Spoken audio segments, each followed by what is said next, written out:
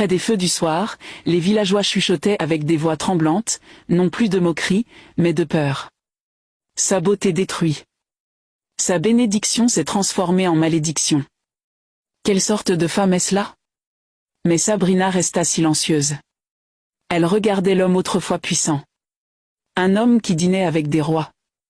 Un homme dont les pas faisaient saluer les autres, maintenant errant dans le village pieds nus. Son pagne pendait à sa taille comme un haillon.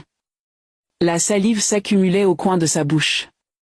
Il mendiait du gari comme un fou qui avait oublié la gloire d'hier. Les enfants lui jetaient des pierres. Les femmes le chassaient avec des balais. Les hommes secouaient la tête, murmurant des malédictions. Mais seule Sabrina connaissait la vérité. La chute du chef Oak avait commencé le moment où il l'avait épousée. La même bénédiction qui avait élevé Oki. Le même don qui avait soulevé d'elle avant sa trahison s'était maintenant tordu en quelque chose de plus sombre, de vivant, d'affamé. Et dans son cœur, Sabrina connaissait la vérité qu'elle craignait de dire. Cela était lié aux sous-vêtements qu'on lui avait interdit d'enlever. Bientôt, le chef Oak disparut. Un matin, il sortit simplement du jet et plus personne n'entendit jamais parler de lui. Sa disparition attisa encore les rumeurs. Pourtant, malgré tout cela, les hommes continuaient à faire la queue pour l'épouser. Certains se vantaient, « Laissez-moi d'abord devenir riche. Avant que sa malédiction ne m'atteigne, je m'enfuirai. » D'autres disaient, « Si on obtient la richesse, la folie n'est-elle pas un petit prix? La cupidité est plus forte que la peur. » Et ainsi, la file d'hommes continua, jour après jour, année après année, jusqu'à un soir fatal, où un homme entra dans le village vêtu d'une longue robe blanche. Le soleil était bas, la poussière s'élevait sous ses pas. Ses pas étaient lents, mais sa présence était puissante. Les villageois en furent stupéfaits. Les femmes se couvrirent la bouche. Les hommes lâchèrent leurs outils. Les enfants se cachèrent derrière leur mère. Quand il s'approcha, le choc frappa toute la place comme un coup de tonnerre. C'était Oxy, le premier amour de Sabrina. Le seul homme qu'il avait vraiment aimé. Le seul cœur qu'il avait choisi avant la beauté, la richesse ou la magie. Il était vivant. La nouvelle se répandit vite, plus vite que le feu de brousse. Sabrina l'entendit et bondit hors de sa case, son pagne flottant derrière elle.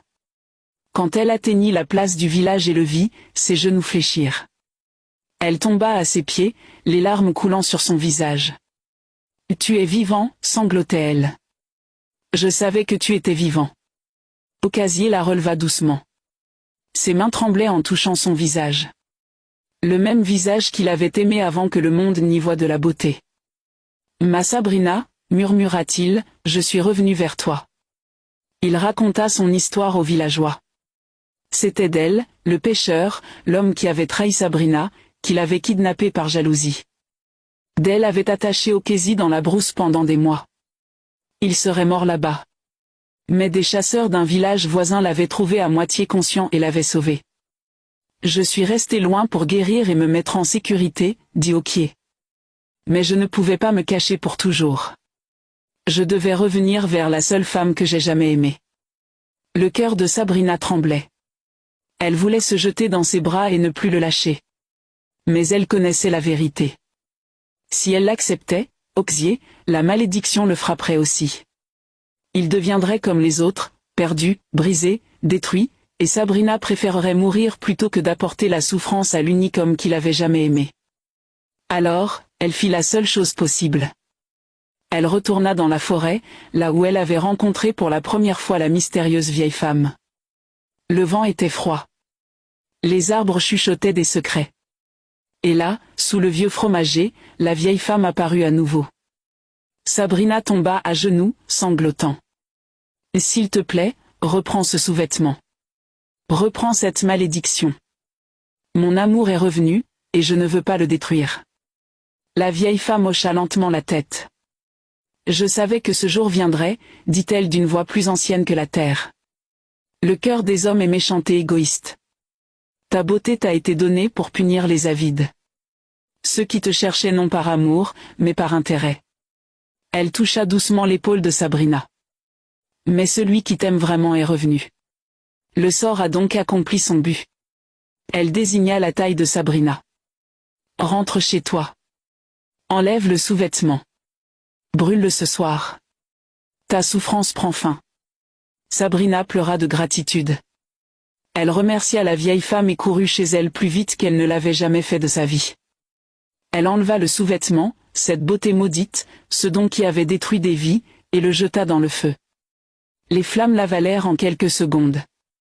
Et en un clin d'œil, son corps changea. La peau éclatante disparut. Les courbes fondirent. La beauté de déesse se dissipa. Elle redevint Sabrina. La jeune fille mince aux yeux doux et au cœur qui aimait trop profondément. Quand elle sortit, Ocasier l'attendait. Il ouvrit les bras. Elle s'y réfugia. Et pour la première fois de sa vie, Sabrina se sentit en sécurité.